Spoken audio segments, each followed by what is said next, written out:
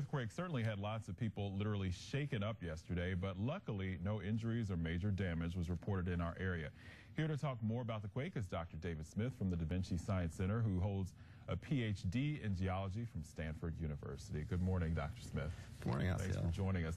Now, I know earthquakes are a common occurrence in places like California, but how rare in this area? Well, we have small earthquakes on a fairly regular basis every few years, but large earthquakes, magnitude 5.8, like this one in Virginia, are much rarer and happen much less frequently than they would in California. And you just mentioned it was 5.8 on the Richter scale. That's correct. What actually happened here as far as movement for the Earth? Well, I have some paper models here. These are what the Earth would have looked like before the earthquake and then after the earthquake. And what you can see is that along a fault zone, a block of rock moved up and over another block of rock. And so that's, when that movement happens, that releases energy. It's a little bit like dropping a drop of water in a pond, and the ripples spread out. And it was those ripples that we felt here in the Lehigh Valley. How strong was the quake here compared to something more major like what Japan saw?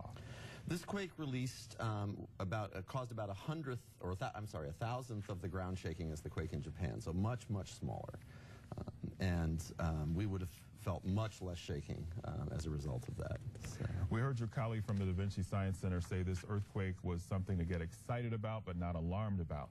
How exciting was it for you guys there yesterday?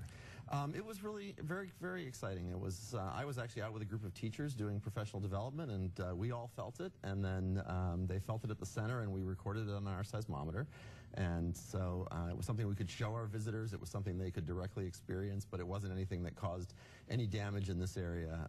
And so that made it a chance for really us to share some educational moments without anybody being at risk. Well, being a geology expert, I imagine you knew right away what was happening. Yes, I did. We looked up and saw the lights swaying back and forth in the classroom out at Willow Lane School, and we knew right away. And then people were on their phones and Twitter and getting reports from all over the East Coast.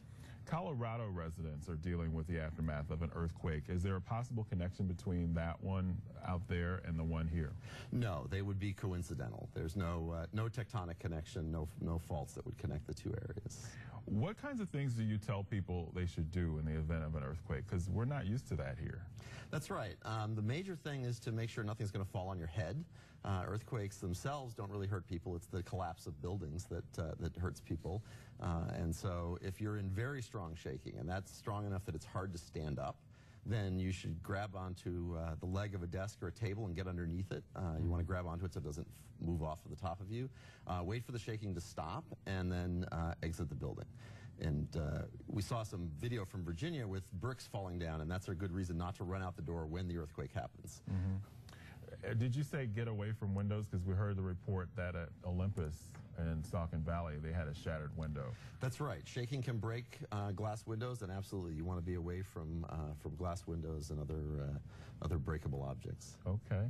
So what do you think people took away from this? You said it was a teaching moment for you at the Da Vinci Science Center. What do you think people took away from this quake? Well, because earthquakes are so rare here on the East Coast, people don't have a chance to experience ground shaking very often. So this was a chance for people to understand what earthquakes feel like in an earthquake that was not strong enough to cause a lot of damage, very fortunately. All right. Dr. David Smith from the Da Vinci Science Center, thanks so much for bringing your geological expertise to us this morning. You're welcome. Eve, back to you.